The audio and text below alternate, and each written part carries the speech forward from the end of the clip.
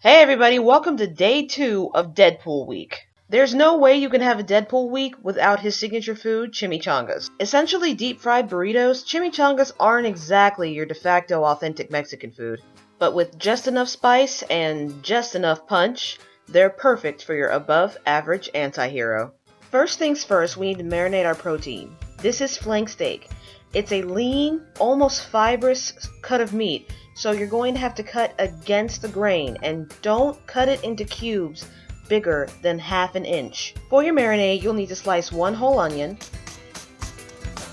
and 2 heaping teaspoons of chopped garlic.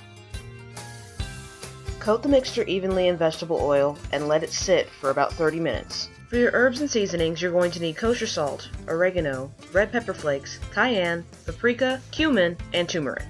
Add at least a tablespoon of each. Lastly, add 1½ tablespoons of lime juice. Onions, lime juice, and garlic are essential in this recipe because they all have the proper enzymes to break down the tough connective tissue in flank steak, and that will really tenderize this usually tough piece of meat.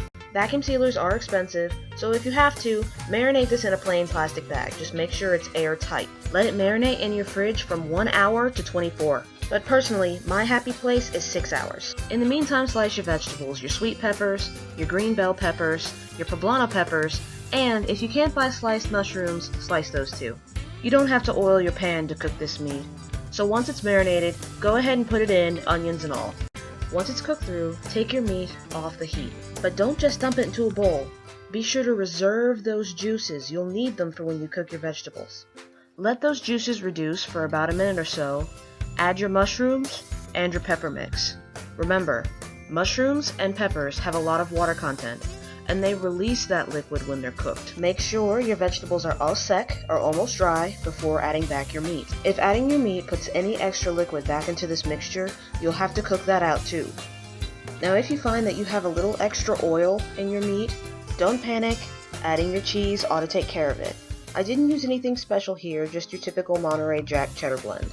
To fill your tortilla, make sure it's warm, and get about a serving spoon size worth of your filling. Fold the top of your tortilla just past your filling. Fold the sides in, and fold it until it seams side down. After you've wrapped as many as your little heart desires, it's time to break out your nonstick pan. Fill it with a couple of tablespoons of oil. Make sure it's hot before you place your burritos down. Your pan should be on medium or medium-high heat. Low heat will make them soggy, and high heat will burn them.